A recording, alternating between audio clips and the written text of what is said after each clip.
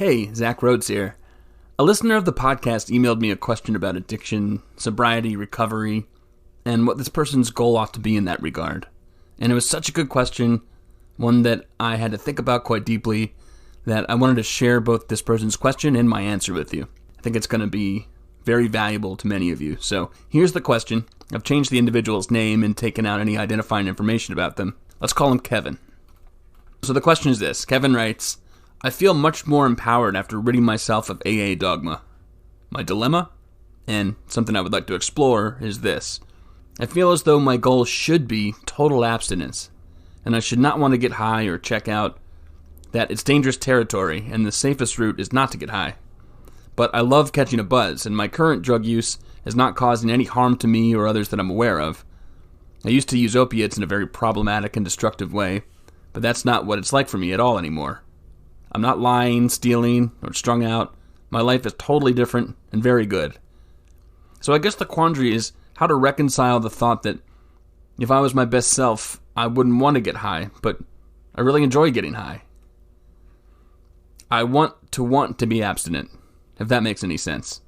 How do I get there, wanting to be abstinent? Well, here's my answer the best I can give it.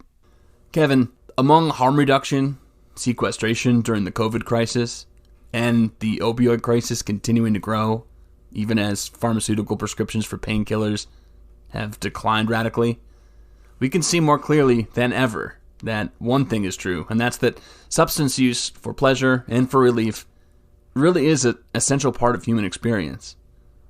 And it's tempting to say that that's a modern invention, but certainly with alcohol, but also cannabinoids, coca, opioids, this has been true for as long as humans have existed, maybe before. So, having said that, I'll add two qualifications. Number one, modern technology has I wanted to call it an advantage, but that's really not what it is. Modern technology has the quality of streaming substance use and other addictive experiences, so that we lose the richness of ritual associated with, say, rolling joints, drinking at bars, with friends, and, heaven forbid, preparing injections. The worst modern example of this was the creation of the machine-made cigarette, which turned the long-time human staple of tobacco, think about the communal peace pipe of the hookah, into a widespread, cancer-causing mass addiction that public health had to stamp out.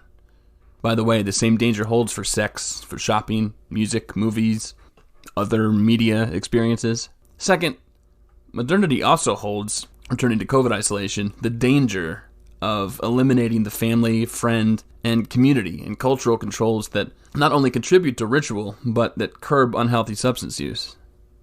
A partner or friend, obligations to spouses, children and parents, and an awareness of neighbors' disapproval, those are constraints as old as the Bible and older for preventing and remediating excess and addiction. But I suspect that you're already considering these things, Kevin, so let me encourage and maybe expand your thinking with these ideas. One idea, be as engaged with life and the world as you possibly can be. This will put substance use in its proper place in your life. For example, secondary to exercising, reading, experiencing a movie or music event, sex, relationships, while also providing the human and life structures to avoid excess and addiction.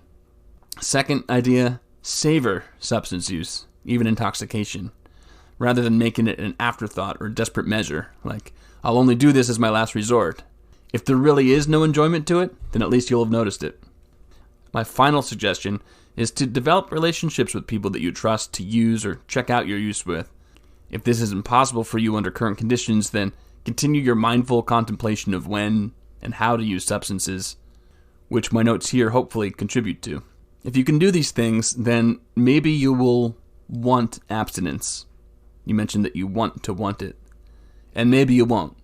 Maybe instead you'll think about drug use as something that's essential to your life, a boon to your life, and not something that's detracting from it.